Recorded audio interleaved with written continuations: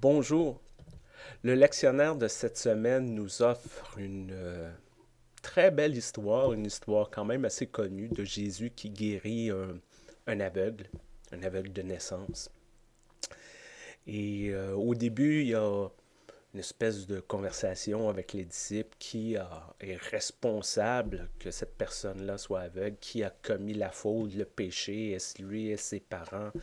Jésus dit non, non, c'est pas ça, pas toute l'histoire. S'approche, guérit l'homme.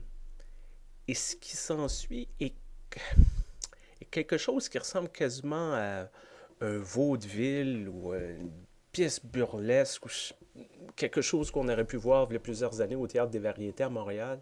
Une espèce de farce, dans le sens où l'homme est guéri, tout le monde le voit, tout le monde le reconnaît, mais à quelque part, les gens ont de la difficulté à accepter ça parce que ça s'est pas fait nécessairement de la bonne façon, ça s'est pas fait selon les règles de l'art. Ils savent pas trop comment classer toute cette histoire-là. Il va devant les autorités, l'interview, comment ça se fait, tout ça.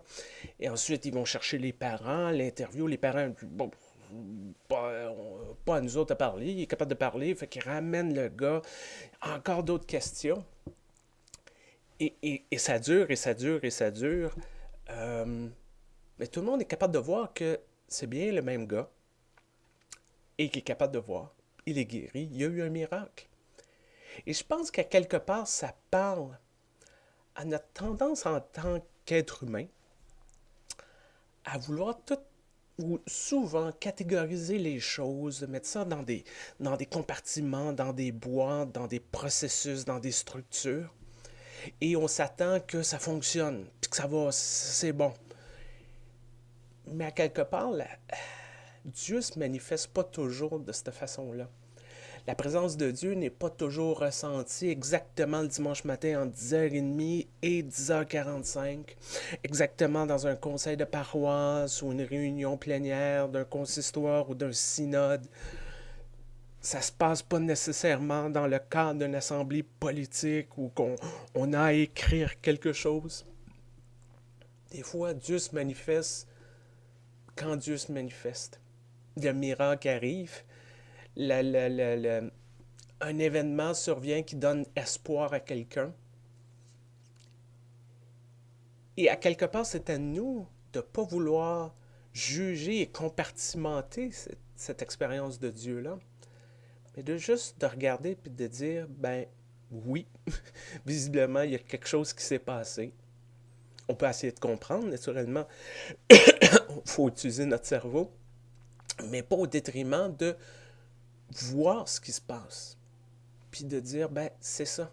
Peut-être qu'on ne l'avait pas prévu, peut-être que ça ne suit pas les normes, peut-être qu'il n'y a pas eu de proposition formelle, mais il y a de quoi qui se passe. Il y a un ministère qui commence, il y a des gens qui se rencontrent, il y a des pasteurs qui posent des questions, il y a des gens qui ressentent de quoi puis qui se sentent inspirés.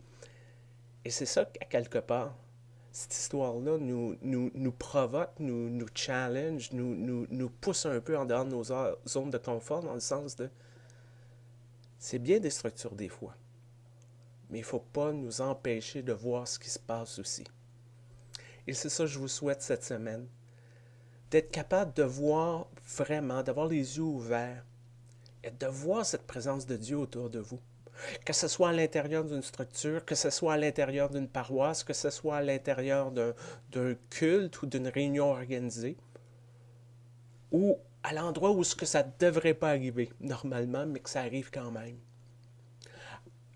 Là où ce qu'on n'a pas priorisé la présence de Dieu, où on n'a pas priorisé un ministère, mais que ça émerge quand même.